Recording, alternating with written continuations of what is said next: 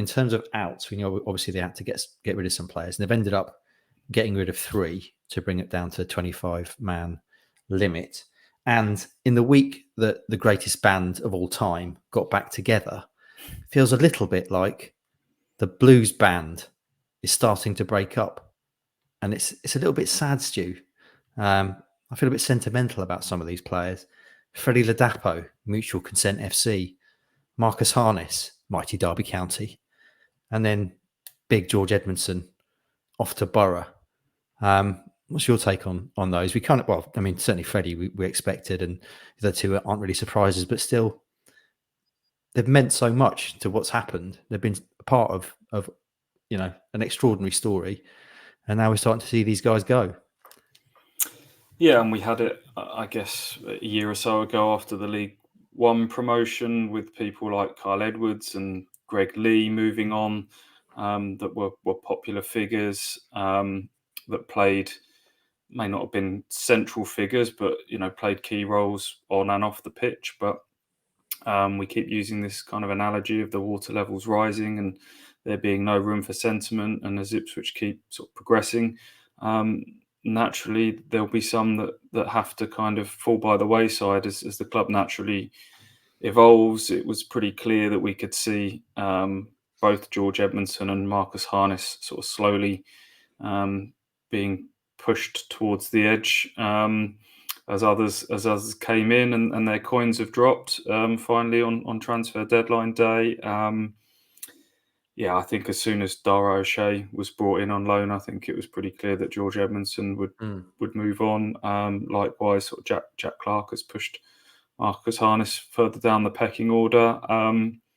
Had that very sort of conversation with Kieran McKenna at his press conference this afternoon about must be difficult to part with people that have been so central to this, and his answer was yes, but also takes pride in the fact that these players are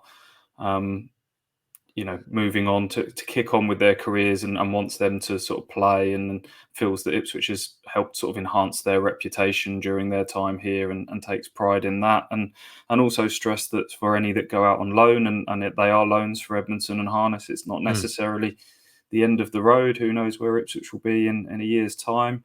I think both those clubs have got themselves really good signings. Edmundson and Harness have both featured in the early Premier League games. I think the sub appearance at City was obviously a bit of a farewell. He's a Man City boy growing up, but as you say, people that have played their part in the remarkable last couple of years, it's always going to be with tinge of sadness seeing them move on. Have you got any particular memory of Big Fred, being he's definitely departed? We're not going to be seeing him play for Town again, but a guy who scored 21 goals in the season they were promoted, a lot of them off the bench, had to deal with losing his spot to George Hurst, but obviously played a massive role there. And I thought it was really nice against Huddersfield when Town won promotion to the Premier League, when he got that he got that cheer, didn't he, when he got his runners-up medal. He obviously having been out at Charlton and came back and got a medal with the rest of the team, and he got a really nice kind of ovation from the fans, didn't he? Because clearly a popular guy. Yeah, although that said, in I think last season, some of that started to fade a little bit. I remember the sort of the QPR game around Christmas time when he didn't have the best game, and the crowd were starting to turn a little bit on him, which I didn't love, because he played a massive part in the League One promotion. He was the lead striker in the first half of that campaign. Scored a number of vital goals, and then obviously with the arrival of George Hurst became that sort of super sub who came on and made such a difference on so many occasions. And even going into the start of last season, the Cardiff game springs to mind, where he came on and scored twice in one of those, I think probably the first comeback win that sort of set the tone for what Ipswich were last season. So he's had some big moments for Ipswich Town, and I think that should be celebrated. As you say, it comes as no surprise that he moves on, but someone who's very much played his part in this remarkable journey.